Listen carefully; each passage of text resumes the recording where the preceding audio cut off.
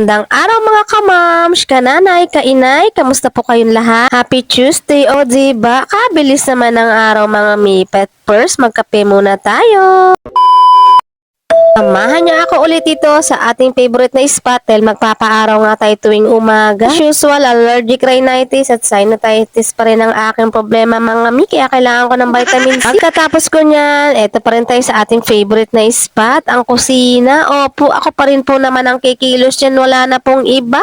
Charis. Napakabilis na nga naman ng araw at bukas may pasok na naman kaming mga person. Back to reality na naman tayo. Parang pili mo ilang araw lang ang bakasyon mo at paupo-upo ka at bukas meron na nga tayong pasok at back to hatid serye at sundo serye na naman po tayo. Uwi pa lang po kasi ang aking Junakis galing Las Piñas at doon nga po nagbakasyon ng ilang araw. Dahil may kanin pa kami kagabi, eto muna yung kakainin ko at hapon na makakauwi yung magtatay. Iigado eme-eme na lang ako mi, kahit kulang ang aking mga ingredients, pwede na yan. Tapos nga dumating na yung oras na ako ay kailangan na magluto at para mamaya ang gabi pag uwi nila or hapon, ni kakainin na po ang magpapa. Ganto po kasi ako magluto, talagang hinapaabot ko hanggang gabi, makatipid na rin sa gasol. Hello, pa-follow naman po ako at Mama Lice Vlog. Aking mga eme-eme vlog ay pang bahay lang po talaga at paulit-ulit lang ang ating mga daily routine as stay at home nana. At thank you ako sa mga nanay na katulad ko na lumalaban araw-araw, laban lang po. Papakita ko na rin po pala kung anong ginagamit kong gamot or iniinom para lumuwag ang aking paghinga. Yan nga lang siya, para lang siyang powder at ititimpla mo nga siya sa ganyan lang kakonti na tubig. Mas mag-igi kung may maligam-gam kayo,